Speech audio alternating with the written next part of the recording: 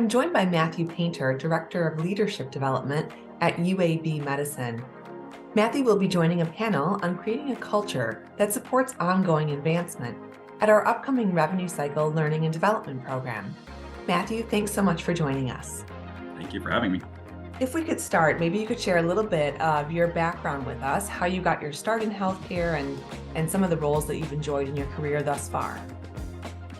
Yeah, so I actually majored in healthcare administration as an undergrad, and so I thought I was going to spend my life in healthcare administration. What I didn't realize is that I was going to spend the first 10 plus years of my career in higher ed.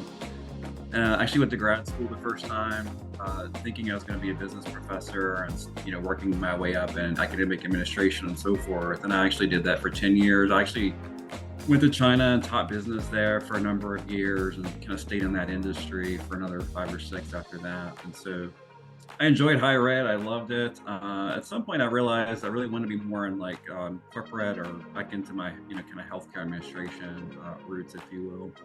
And had a fabulous opportunity to work for a health system in Massachusetts and now also a health system here in Birmingham. And really enjoyed being more in that corporate space where I could influence healthcare, the leadership aspects of that and so forth. So that's kind of how I transitioned to and back into healthcare.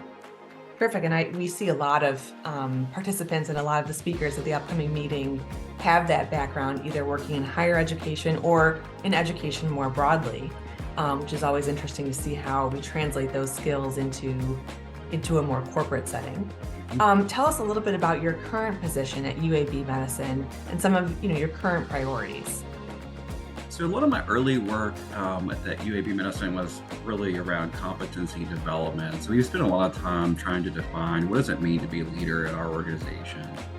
We took it very serious, very thorough in our process. And so now that that groundwork has been laid and we have the model in place, now it's about competency integration into the health system. And so now we're trying to do more infusing of that competency model, leveraging it more so that people, again, understand what it means to lead and help use it as a developmental tool. And at some level, accountability tool as well, but really basically defining what we mean by, leadership behaviors and so forth. So that's a lot of the biggest work that we're doing right now.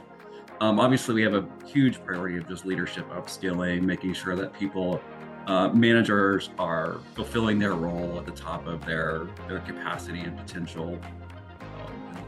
Things like employee engagement or things like that are always coming up as well. So leveraging ourselves both at an ad hoc or interventional level, but also as a programmatic level as well. Absolutely. And we're really looking forward to the upcoming panel at our Revenue Cycle Learning and Development meeting coming up in June, where you're going to be sharing your perspective together with Michael Neoftidis, talking about creating a culture that really supports ongoing training and advancement.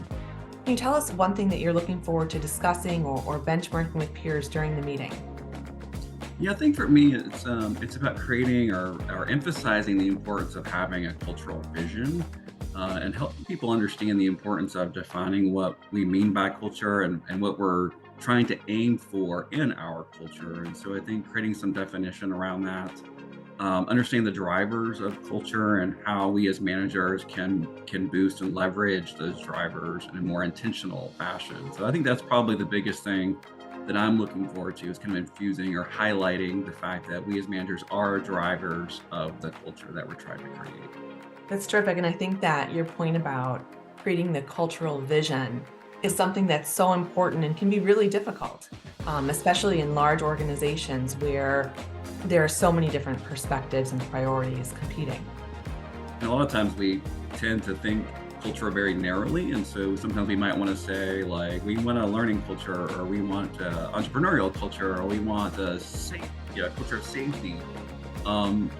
We have to define, it's like all of those things, are needed. And so we have to think broadly in terms of what type of culture we're trying to create.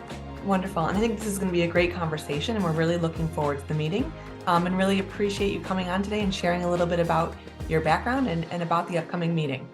Yeah, it's my pleasure. Thank you for having me. Thanks so much.